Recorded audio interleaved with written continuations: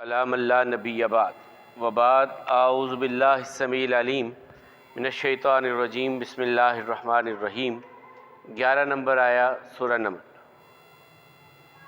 الا من ظلم ثم بدل حسنا بعد سوء فانی غفور الرحیم وادخل یدک فی جیبک تخرج بیضاء من غیر سوء فی 9 آیات الی فرعون وقومہ انہم کانوا قوما فاسقین فلما جاءتہم آیاتنا مبصرۃ قالوا ھذا سحر مبین وجحدوا بها واستیقنتها انفسہم ظلما وعلوا فانظر کیف کان عاقبۃ المفسدین۔ صدقت یا رب العالمین۔ الا مگر من وہ جو ظلم ظلم کیا ثم پھر بدل دیا حسناً اچھائی کے ساتھ بعد سوء برائی کے بعد فإنی پس یقیناً میں غفور بخشنے والا ہوں رحیم مہربان ہوں۔ وادخل اور داخل کر یدک اپنے ہاتھ کو فی جیبک اپنے گریبان میں اپنی بغل میں تخرج نکلے گا بیضاء سفید من غیر سوء بغیر کسی تکلیف کے فی 9 میں سے آیات نشانیاں الی فرعون کی طرف وقومہ اور اس کی قوم کی طرف انہم یقیناً وہ کانوا تھے قوماً ایسی قوم ایسا گروہ فاسقین جو نافرمان تھے۔ فلما پس جب جاءتہم آئی ان کے پاس آیاتنا ہماری نشانیاں مبصرۃً روشن بصیرت والی قالو انہوں نے کہا ھذا یہ سحر جادو ہے مبین بڑا واضح وجحدوا اور انکار کیا بہا اس کے ساتھ واستیقنتھا اور وہ یقین رکھنے والے تھے اس پر انفسہم اپنی جانوں پر ظلم کرتے ہوئے وعلوا اور سرکشی کرتے ہوئے فانظر آپ دیکھیے کیف کیسا ہوا کان عاقبۃ انجام المفسدین فساد کرنے والوں کا۔ کل ہم نے سیدنا موسیٰ علیہ السلام کا تذکرہ پڑھا کہ وہ اپنے اہلیہ کے ساتھ جب آئے تو انہوں نے ان سے کہا کہ میں نے آگ دیکھی ہے، میں وہاں سے کوئی خبر لے کر کے آتا ہوں یا کوئی آگ کا انگارہ کہ جسے ہم تاپ سکیں۔ جب وہ وہاں پہنچے انہیں آواز دی گئی کہ بہت برکت والا ہے جو اس آگ میں ہے اور اس کے ارد گرد کو برکت دی گئی ہے، پاک ہے آپ کا رب جو سب جہانوں کو پالنے والا ہے۔ اے موسیٰ میں ہی آپ کا رب ہوں، غالب ہوں، حکمت والا ہوں۔ اپنی لاٹھی کو زمین پہ پھینکیے۔ پھر جب اس کو انہوں نے دیکھا وہ لہرا رہا تھا گویا کہ وہ سانپ ہے، وہ پیٹھ پھیر کر کے بھاگے اور وہ پلٹے نہیں۔ پھر آواز دی گئی اے موسیٰ ڈریے نہیں، میرے پاس میرے رسول نہیں ڈرتے۔ پھر اللہ تعالیٰ نے کہا ہاں ڈرنے والے کون ہوتے ہیں؟ الا من ظلم جو اپنے آپ پر یا کسی پر ظلم کرتا ہے۔ ظالم میرے پاس ڈرنا چاہیے، مظلوم کو کوئی خوف میرے سامنے نہیں ہونا چاہیے، میرے بندوں کو میرے سامنے ایسا خوف نہیں ہونا چاہیے۔ ظالم جو ہے وہ نبی کریم صلی اللہ علیہ وسلم نے فرمایا یہ تو قیامت کے دن کے اندھیرے لے کر کے آنے والا ہے۔ ظلم جب انسان کسی پر کرتا ہے، کسی بھی قسم کا ظلم ہو، وہ قیامت کے دن اندھیرے کا باعث بن جاتا ہے، نور کے چھن جانے کا باعث بن جاتا ہے، اور اللہ کی طرف سے جو ایمان والوں کو نور ملنا ہے اس نور کے زوال کا باعث بن جاتا ہے جب ظلم کرتا ہے۔ تو اللہ تعالیٰ کہتے ہیں جس نے ظلم کیا اسے خوف زدہ ہونا چاہیے۔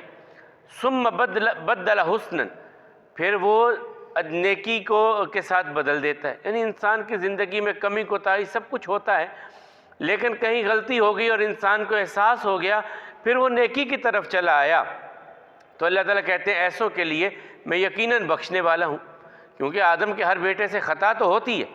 یہ نہیں ہے، انبیاء کرام کی ذوات ہیں ایسی کہ جن سے خطا جو ہے وہ بشری تقاضوں کے تحت اگر کوئی معاملہ بنا بھی ہے، جس طرح یونس علیہ السلام کا ہے، یہاں پہ موسیٰ علیہ السلام کا ہے، لیکن اور آدم علیہ السلام کے بارے میں ہم نے تو اللہ تعالیٰ کی طرف سے ان کی معافی اور ان کے معاملے کی صفائی کا اعلان کر دیا گیا ہے۔ تو باقی ہر انسان سے غلطی ہوتی ہے، اور بہترین خطا کار تو وہی ہے جو اپنی خطا کی معافی، اور جب انسان برائی کو چھوڑ کے اچھائیوں میں آ جاتا ہے تو اللہ تعالیٰ کہتے ہیں کہ ہم اس کی پھر برائیوں کو بھی نیکیوں میں تبدیل کر دیتے ہیں۔ یہ ہم سورہ فرقان میں پیچھے پڑھائے ہیں۔ ثم بدل حسنا بعد سوء، پھر انہوں نے اچھائیاں کمائیں اس گناہ، اس غلطی، اس زیادتی جو ان سے ہو چکی اس کے بعد۔ فإنی غفور الرحیم، تو یقیناً میں بخشنے والا مہربان ہوں۔ اب دوسرا معجزہ موسیٰ علیہ السلام کو عطا کیا جا رہا ہے، وَأَدْخِلْ يَدَكَ فِي جَيْبِكَ، اپنے گریبان میں، اپنی بغل میں اپنے ہاتھ کو داخل کیجئے، تخرج، وہ نکلے گا، بیضاء، روشن، سفید، من غیر سوء، بغیر کسی تکلیف کے، یعنی یہ نہیں ہے کہ کوئی برس کے مسئلے سے یا کسی اور بیماری کی وجہ سے یا کسی تکلیف کے ساتھ آپ کا ہاتھ سفید ہوگا، ایسا نہیں ہے، بغیر کسی تکلیف کے آپ کا ہاتھ روشن ہوگا۔ آپ اپنے ہاتھ کو اپنے گریبان میں ڈال کر کے نکالیے۔ فی 9 آیات، یہ 9 نشانیاں ہیں، یہ سورہ اعراف میں ہم پیچھے پڑھائے ہیں۔ اللہ تعالیٰ نے 7 وہاں پر ہیں، 2 یہ بیان کی گئی، وہاں بھی پہلے 2 ان کا تذکرہ ہے، بعد میں 7 اور ہیں کہ اللہ تعالیٰ نے پھر ان کو جو ہے وہ قحط سالی تھی، پھلوں کی کمی تھی،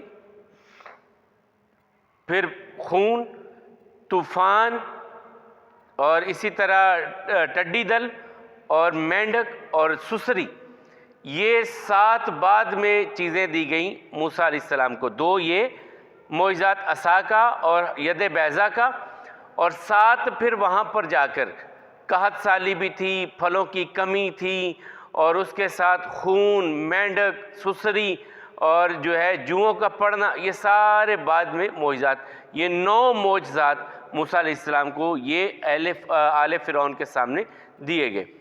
الی فرعون وقومہ، فرعون اور ان کی قوم کی طرف۔ معجزات تو اس کے بعد بھی ہیں، وہ سمندر کا پھٹ جانا، پھر من و سلویٰ کا ملنا، اور اسی طرح پتھر سے پانی کا نکلنا، وہ بعد کی بات ہے۔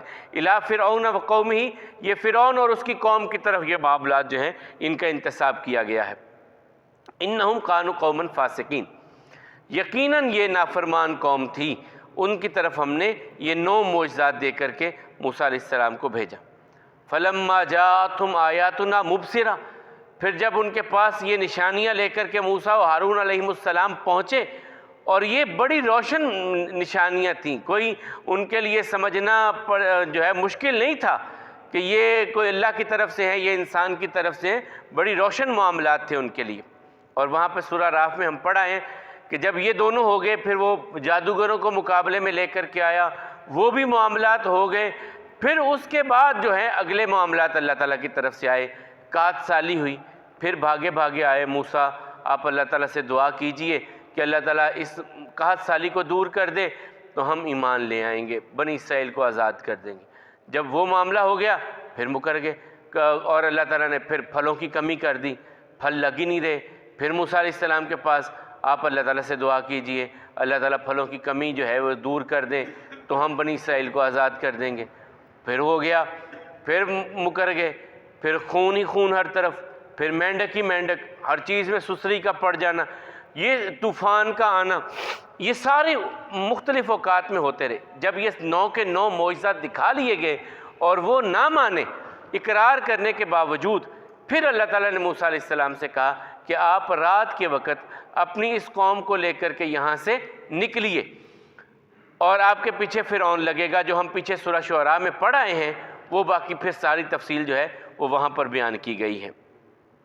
تو اللہ تعالیٰ کہتے ہیں وہ بڑی واضح نشانیاں تھیں، لیکن انہوں نے کیا کہا؟ قالوا ھذا سحر مبین، فرعون اور اس کے حواریوں نے کیا کہا؟ یہ تو بڑا واضح جادو ہے، یہ معجزات نہیں ہے، یہ تو جادو ہے، استغفر اللہ۔ وجحدوا بہا، اور انہوں نے انکار کر دیا اس کا، انکار ان معجزات کا ہی انکار کر دیا۔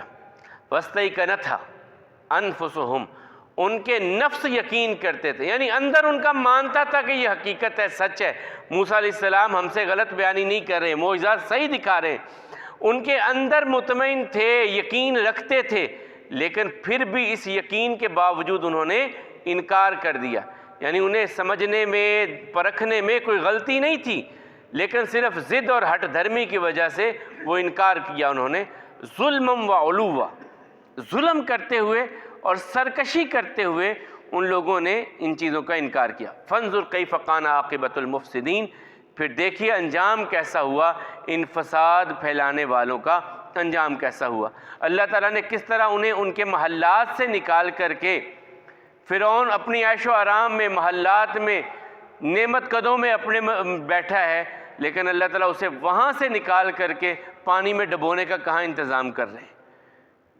جسے اپنے لشکروں پہ مان تھا، اس کو لشکروں کے سمیت اللہ تعالیٰ نے دریا برد کر دیا۔ وہی راستے جو حضرت موسیٰ اور ان کے ساتھیوں کے لیے، بنی اسرائیل کے لیے اللہ تعالیٰ کی طرف سے مہیا کیے گئے، انہی راستوں پہ فرعون اور اس کے ساتھیوں کو غرق کر دیا گیا۔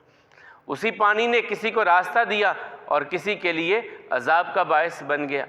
اور یہی بات ہوتی ہے کہ کائنات کے ذرے ذرے پر رب رحیم و کریم کا حکم چلتا ہے، کسی اور کا نہیں چلتا۔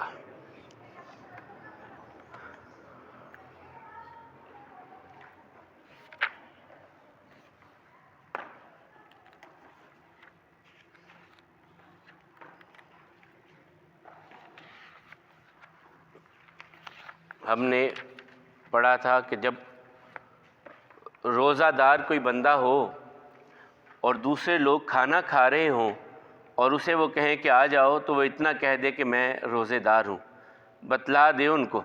یعنی اس میں بھی یہ چیز بھی بڑی حکمت والی ہے نا، کہ اگر آپ لوگ بیٹھے ہیں دسترخوان پہ کھانا کھا رہے ہیں کہ نہیں کھا رہا، وہ اسے پوچھتے ہیں یار کیوں نہیں کھا رہا، نہیں بس ویسے ہی، نہیں بس ہی، پھر اب اس میں انسانوں میں شک پیدا ہوتا ہے، یار یہ کیوں نہیں کھا رہا ہمارے دسترخوان سے۔ اسے بتلا دینا چاہیے کہ میں روزے دار ہوں، اس وجہ سے نہیں کھا رہا، تاکہ کسی کے دل میں غلط فہمی پیدا نہ ہو۔ غلط فہمی پیدا نہیں ہونے دینی چاہیے۔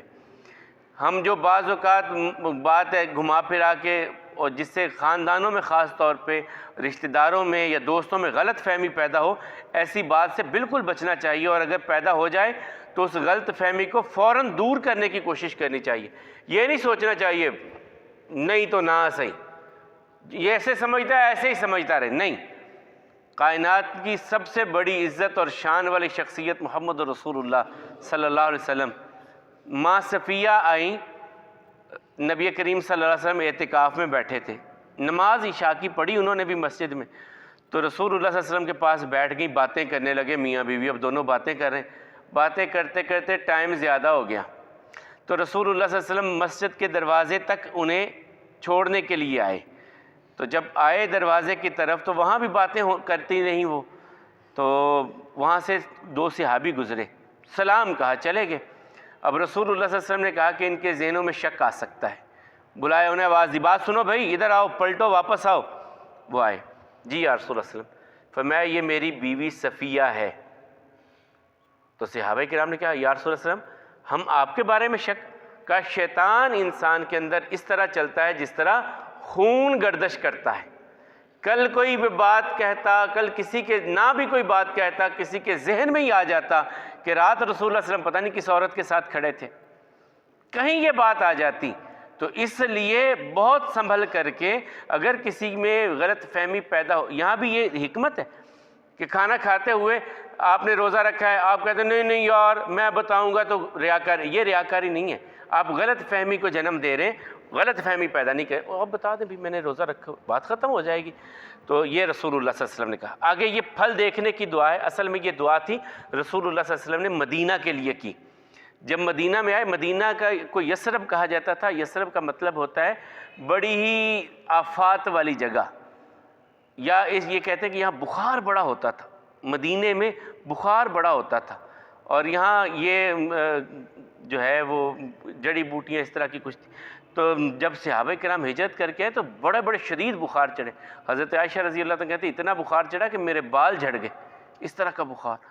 تو اس کے بعد ہی پھر جب یہ صحت یاب ہوئی ہیں تو حضرت ابو بکر نے کہا تھا نا نکاح ہو چکا ہے یا رسول اللہ صلی اللہ علیہ وسلم اپنی بیوی کو اپنے گھر لے جائیے جب یہ صحت یاب ہوگی۔ تو یہ بخار بڑھا، اور اس وقت صحابہ کرام نے کہا یار ہم تو مکے میں کتنے اب مزے سے رہ رہے تھے، ہجرت کر کے آئے ہیں تو اب تو پریشانیاں بن گئیں۔ تو پھر رسول اللہ صلی اللہ علیہ وسلم نے دعا کی، یا اللہ جوفہ کی طرف اس بخار کو بھیج دے اور ہمیں اس سے نجات عطا فرما۔ اور پھر یہ دعا کہ اللہم بارک لنا فی ثمرنا و بارک لنا فی مدینتنا و بارک لنا فی سائنا و بارک لنا فی مدینہ۔ اے اللہ برکت عطا فرما ہمارے پھلوں میں، مدینے کے پھلوں میں برکت عطا فرما۔ وبارک لنا فی مدینتنا، ہمارے شہر میں برکت عطا فرما۔